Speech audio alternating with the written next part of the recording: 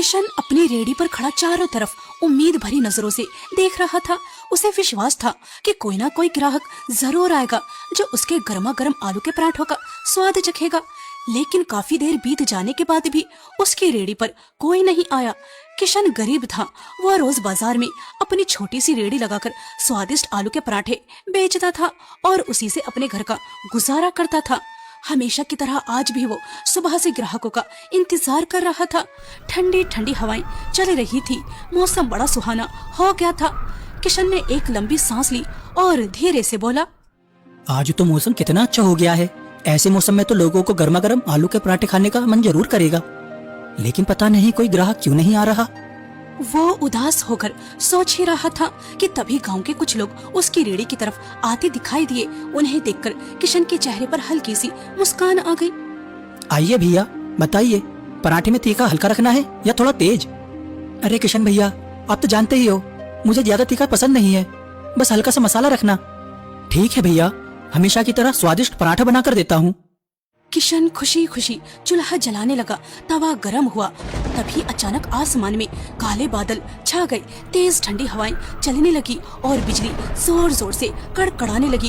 इतने में एक ग्राहक बोला, अरे नहीं नहीं भाई, मेरे लिए पराठे मत बनाना। मैं तो सामने सुरेश ढाबे वाले के यहाँ जाकर खाऊंगा। इस बारिश में यहाँ रेड़ी के पास खड़े होकर कौन खाएगा? लेकिन सुरेश ढाबे वाला कितने महंगे पराठे देता है, और सच कहूँ तो उसके हाथों में स्वाद भी नहीं है जो किशन भैया के पराठों में है। स्वाद अपनी जगह है भाई, लेकिन मैं थोड़े ज्यादा पैसे दे दूंगा। कम से कम आराम से बैठकर ढाबे में बारिश का मजा लेते हुए गर्मा गर्म पराठे तो खाऊंगा। सच कहूँ तो इस बारिश में मैं भी यहाँ अकेला खड़ा होकर नहीं खाना चाहता। मैं भी तुम लोगों के साथ ढाबे पर ही चलता हूँ। ये सुनते ही किशन का चेहरा उतर गया। उसने कहा, अरे भैया, आलू का मसाला तो तैयार हो गया, बस 2 मिनट दीजिए, अभी गर्मा गर्म पराठे बनाकर देता हूँ। यह पराठे किसी और ग्राहक को दे देना, हम लोग ढाबे पर जा रहे हैं।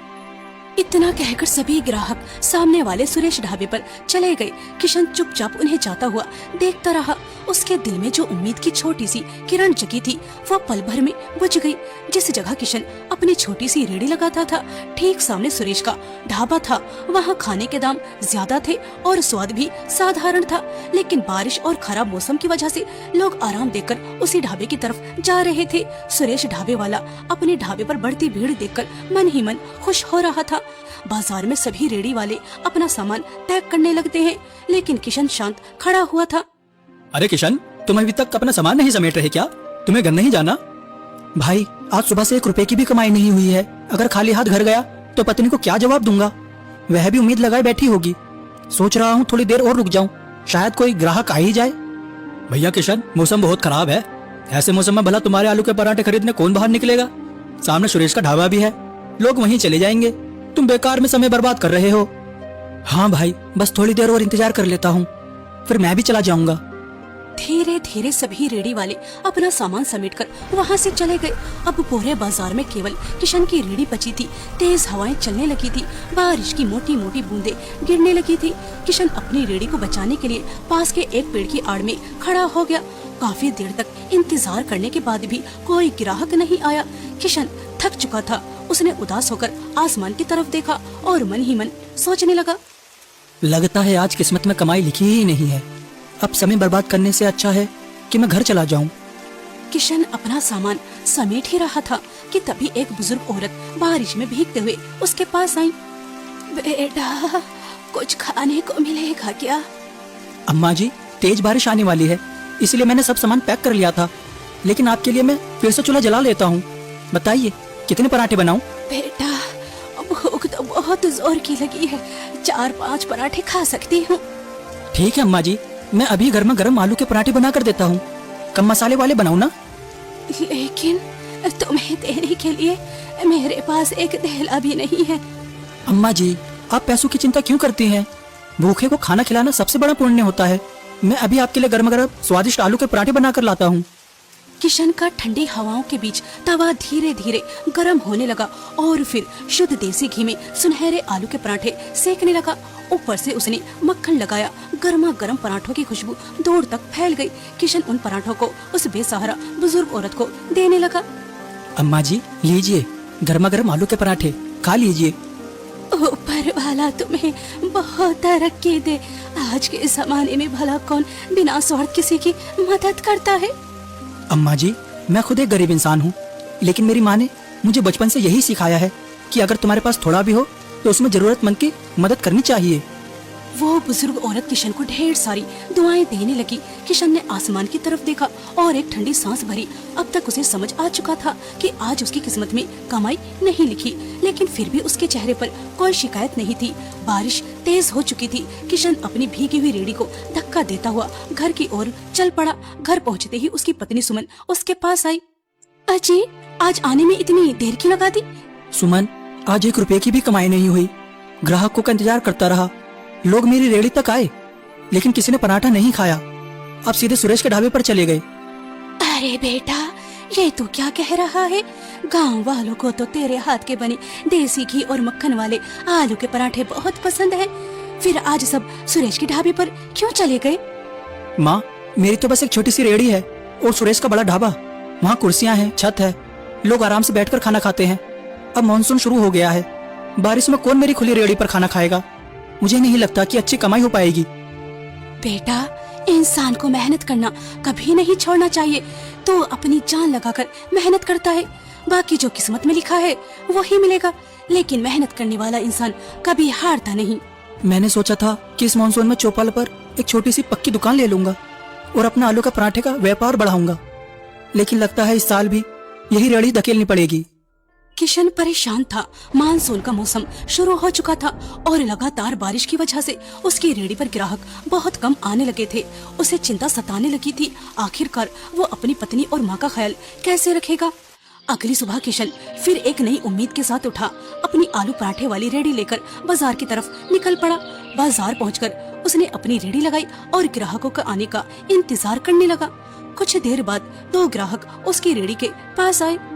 किशन भैया, गरम गरम तो चटपटे आलू के पराठे लगा दीजिए, और हाँ, चटनी थोड़ी ज्यादा देना, आपकी चटनी बहुत स्वादिष्ट होती है।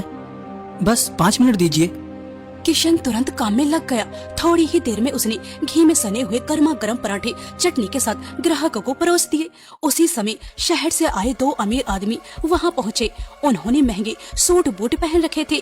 उन्हें देखकर पास में ढाबा चलाने वाला सुरेश जोर से आवाज लगाने लगा। अरे भाई साहब, इस छोटी सी रेड़ी पर खड़े होकर पराठे खाना आपको शोभा नहीं देता? आइए मेरे ढाबे पर, आराम से बैठकर बढ़िया खाना मिलेगा। भाई, जब आपके ढाबे पर ग्राहक आते हैं तब मैं उन्हें अपनी रेड़ी पर नहीं बुलाता, फिर आप मेरे ग्राहकों को क्यों बुला रहे हो? अरे किशन, यह शहर के बड़े लोग हैं। अगर तेरी रेड़ी के पराठे खाएंगे तो हमारे गांव का नाम खराब होगा। इन्हें मेरे ढाबे पर आने दो। सुरेश भाई, ग्राहक को रोकने वाले न आप और न मैं। यह उनकी अपनी मर्जी है कि उन्हें कहाँ खाना पसंद है। मेरी नाक दूर से ही खाने की खुशबू पहचान लेती है। तुम्हारे पराठों की खुशबू ही बता रही है कि स्वाद भी लाजवाब होगा। 2 पराठे मेरे लिए और 2 मेरे दोस्त के लिए, जल्दी से बना दो। ये सुनकर किशन के चेहरे पर हल्की सी मुस्कान आ गई। कुछ ही देर में किशन ने गर्मा गर्म आलू के पराठे चटनी और रायते के साथ उन दोनों के सामने परोस दिए। वाह भैया, यह आलू के पराठे तो कमाल के हैं। इतने स्वादिष्ट पराठे तो मैंने बड़े बड़े महंगे रेस्टोरेंट में भी नहीं खाए। एक पराठा और खिलाइए और कुछ घर के लिए भी पैक कर दीजिए। धन्यवाद साहब, लेकिन असली स्वाद मेरे हाथों में नहीं, हमारी ईमानदारी में है। इन पराठों में जो मसाले पड़ते हैं वो बिल्कुल शुद्ध होते हैं। मेरी माँ और पत्नी अपने हाथों से सब तैयार करती हैं। हम खाने में कभी भी मिलावट नहीं करते। बस इसी ईमानदारी और मेहनत को कभी मत छोड़ना। याद रखना, मेहनत और सच्चाई इंसान को एक दिन बहुत ऊंचा जरूर ले जाती है। अच्छा, कितने पैसे हुए? साहब, पूरे 200 रुपए हुए। वो शहरी व्यक्ति जैसे ही जेब से अपना वॉलेट निकालने लगा, उसका चेहरा अचानक उतर गया। अरे, यह क्या? भैया माफ करना, लगता है मेरा वॉलेट कहीं गिर गया है। मेरे पास तो अभी पैसे देने के लिए नहीं है और मैंने बिना सोचे समझे इतने पराठे खा लिए। कोई बात नहीं साहब, जब दोबारा इस गांव में आना हो तब दे देना। वो अमीर व्यक्ति किशन को धन्यवाद कहकर वहाँ से चला गया। समय बीतता गया। कुछ दिनों बाद फिर एक बरसाती शाम आई। आसमान में काले बादल छाए हुए थे। बिजली जोर जोर से चमक रही थी और हल्की बूंदाबांदी शुरू हो चुकी थी। किशन अपनी रेड़ी के पास खड़ा सोच रहा था कि शायद आज भी कमाई नहीं होगी। तभी दूर से एक बड़ी चमचमाती गाड़ी आकर रुकी। गाड़ी से वही शहरी व्यक्ति उतरा। उस दिन आपने एक अनजान मुसाफिर पर भरोसा किया था, बिना पैसे लिए उससे पेट भर खाना खिलाया था। आज मैं सिर्फ आपके पैसे लौटाने नहीं आया। आज आपके पास जितने भी पराठे बनाने की सामग्री है, सबके पराठे बना दीजिए। मुझे सारे पराठे चाहिए। ये सुनते ही किशन की आंखें चमक उठी। जिसे आज पूरे दिन एक ग्राहक की उम्मीद नहीं थी, उसकी सारी मेहनत एक ही पल में सफल होती दिखाई देने लगी। लेकिन पास में ही अपने ढाबे पर बैठा सुरेश ये सब देख रहा था। उसके चेहरे पर जलन साफ नजर आ रही थी। किशन की तो किस्मत खुल गई। अब शहरी लोग भी इसके पराठों की तारीफ करने लगे हैं। अगर ऐसा ही चलता रहा तो एक दिन यह बड़ा ढाबा खोल लेगा और लोग मेरे ढाबे पर आना बंद कर देंगे। रामू, रामू, जरा इधर आ। सुरेश अपने ढाबे पर काम करने वाले रामू को अपने पास बुलाता है और उससे कहता है, अभी के अभी किशन की रेहड़ी पर जाओ और ऐसा हंगामा करो कि वह शहरी आदमी यहाँ से चला जाए और दोबारा कभी किशन की रेहड़ी की तरफ देखने भी ना आए। यह काम आपका मुझसे नहीं मालिक, किसी और से करवाना चाहिए। अगर किशन ने मुझे पहचान लिया तो वह सबको सच बता देगा। तेरी बात में दम तो है। चल ठीक है, यह काम किसी और से करवाता हूँ। दरअसल सुरेश अंदर ही अंदर जल रहा था। अब तक बाजार में सबसे ज्यादा ग्राहक उसी के ढाबे पर आते थे, लेकिन पिछले कुछ दिनों से लोग किशन के स्वादिष्ट आलू के पराठों की तारीफ करने लगे थे। शहर से आए लोग भी उसके पराठों की खूब प्रशंसा कर रहे थे। ये सब देखकर सुरेश के मन में ईर्ष्या भर गई थी। एक दिन उसने अपनी जलन में आकर एक भाड़े के आदमी को किशन की रेहड़ी पर भेज दिया। किशन हमेशा की तरह मुस्कुराया। उसने साफ हाथों से गर्मा गर्म आलू के पराठे बनाए और सुरेश के भेजे हुए आदमी को पराठे खाने को दिए। और कुछ ही देर बाद अचानक वो जोर जोर से चिल्लाने लगा, अरे यह कैसे पराठे बनाए हैं तुमने? बिल्कुल भी स्वादिष्ट नहीं है। इन्हें खाते ही मेरे पेट में दर्द शुरू हो गया है। लगता है तुम गंदगी से खाना बनाते हो और मसाले भी नकली इस्तेमाल करते हो। नहीं भाई साहब, ऐसा मत कहिए। मैं बहुत साफ सफाई से खाना बनाता हूँ। देखिए मेरी रेहड़ी बिल्कुल साफ है और मसाले तो मेरी माँ और पत्नी अपने हाथों से घर में तैयार करती हैं। उनमें रत्ती भर भी मिलावट नहीं होती। तो क्या मैं झूठ बोल रहा हूँ? जरूर तुम्हारे पराठों में मिलावट है, तभी तो मेरी तबीयत खराब हो गई है। अरे गाँव वालों, इसके आलू के पराठे मत खाना, नहीं तो तुम भी बीमार पड़ जाओगे। किशन भाई, 2 पैसे ज्यादा कमाने लगे तो तुमने बेईमानी शुरू कर दी। मसालों में भी मिलावट करने लगे। गाँव वाले तुम पर भरोसा करके खाना खाते हैं और तुम उन्हीं के साथ धोखा कर रहे हो। सुरेश भाई, मैं भूखा रह लूंगा लेकिन बेईमानी का 1 रुपया भी नहीं कमाऊंगा। मेरे आलू के पराठे में रत्ती भर भी मिलावट नहीं है। मैं हमेशा साफ सफाई और ईमानदारी का ध्यान रखता हूँ। लेकिन सुरेश और उसका भेजा हुआ आदमी लगातार हंगामा करते रहे। उनकी बातें सुनकर ग्राहक आपस में बातें करने लगे। क्या पता सच में मिलावट हो। अगर पराठे खाकर हमारी तबीयत खराब हो गई तो? धीरे धीरे सभी ग्राहक वहाँ से हटने लगे। किशन बार बार लोगों को समझाता रहा, लेकिन उस समय कोई उसकी बात सुनने को तैयार नहीं था। अपनी मेहनत और ईमानदारी पर झूठा आरोप लगता देखकर किशन का दिल टूट गया। शाम को उदास होकर वो घर लौटता है। अरे बेटा, तू गांव वालों की बातों की इतनी चिंता क्यों करता है? वो शहरी बाबू, क्या नाम है उसका, विजय, वो तो हर हफ्ते तेरी रेहड़ी से सारे पराठे खरीद कर ले जाता है। इस मानसून में उसी के भरोसे हमारा गुजारा हो जाएगा। माँ, मेरे पराठों में मिलावट की बात पूरे गाँव में आग की तरह फैल चुकी है। आपको क्या लगता है जब विजय बाबू यह सब सुनेंगे तो वह मेरे पराठे खरीदेंगे?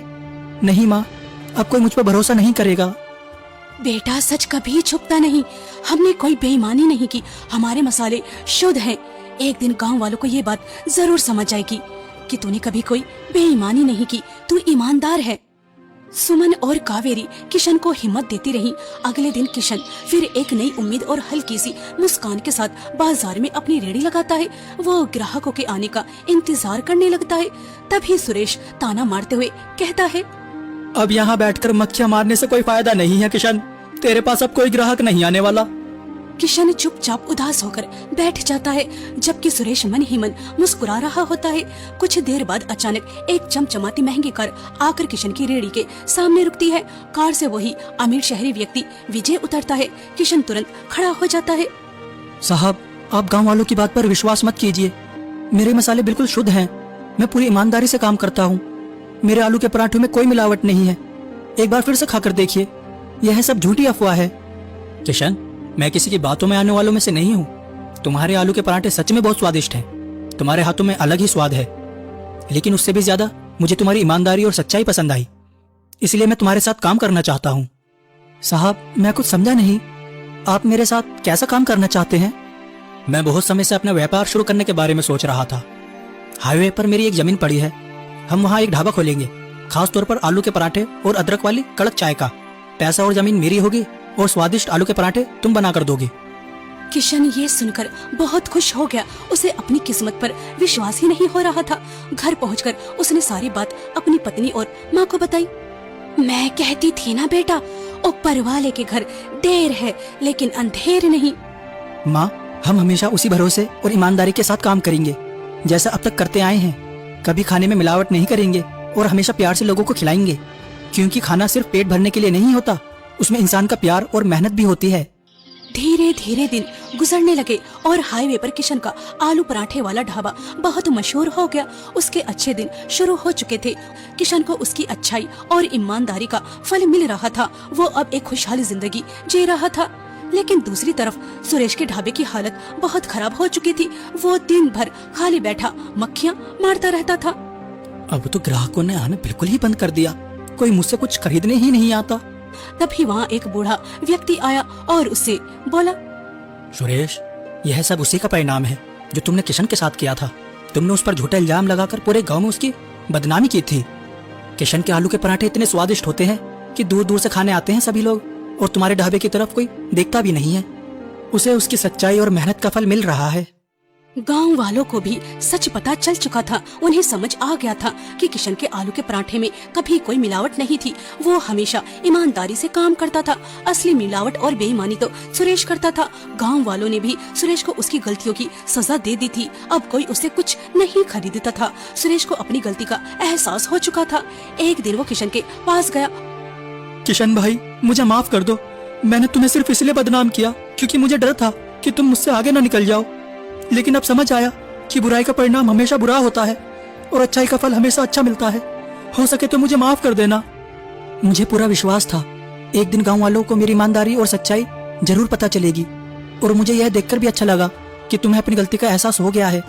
मैंने तुम्हें माफ कर दिया है।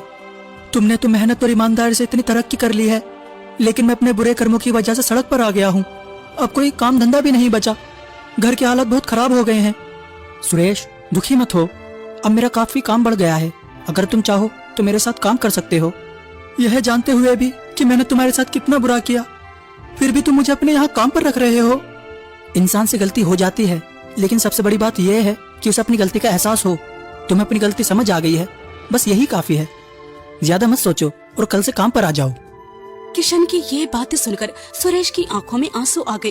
उस दिन के बाद सुरेश ने भी ईमानदारी और मेहनत के रास्ते पर चलना शुरू कर दिया।